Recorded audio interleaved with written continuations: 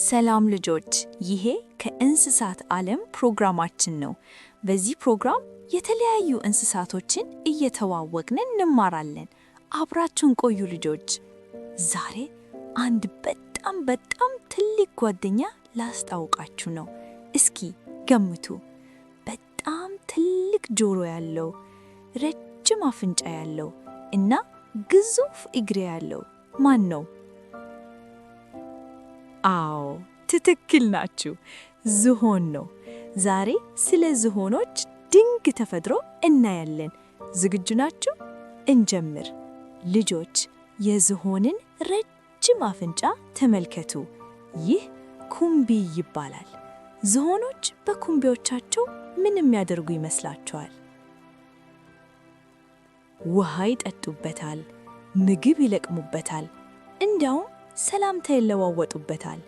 እስኪ እናንተም እንደ ዝሆን ኩምቢ እጃችሁን በአፍንጫችሁ ላይ አድርጉና አስረዝሙት።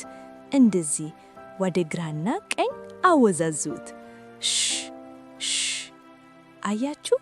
ዝሆኖች በኩምቢዎቻቸው ትልቅ ዛፎችን የመንቀል ጉልበት አላቸው። በጣም ይገርማል አይደል? አሁን ደግሞ የዝሆኖቹ ጆሮ ተመልከቱ፣ እንዴት ትልቅ እንደሆኑ። ለምን እንዲህ ትልቅ ሆነው ተፈጠሩ? ምክንያቱም ሙቀት ሲሰማቸው ጆሮቻቸውን እንደ ማራገቢያ በመጠቀም ሰውነታቸውን ያቀዘቅዛሉ። ሽ እያደረጉ ያራግባሉ። ልጆች እናንተም ሙቀት ሲሰማችሁ በእጃችሁ ታራግባላችሁ አይደል? ዝሆኖች ግን በትልቅ ጆሮአቸው ነው የሚጠቀሙት። በጣም ብልጥ ናቸው። ዝሆኖች ቤተሰብ በጣም ይወዳሉ። ትንንሽ የዝሆን ግልገሎች ከእናቶቻቸው ጋር ሲጫወቱ ተመልከቱ። ግልገሎቹ እንዳይጠፉ የእናታቸውን ጭራ በቱንቢዎቻቸው ይዛሉ። እንዴት ደስ የሚል ፍቅር ነው! ልክ እናንተ የእናታችሁን እጅ ይዛችሁ እንደምትሄዱት ማለት ነው። ትንሿ ዝሆን እንዴት እንደምትሮጥ አያችሁ? በጣም ቆንጆ ናት።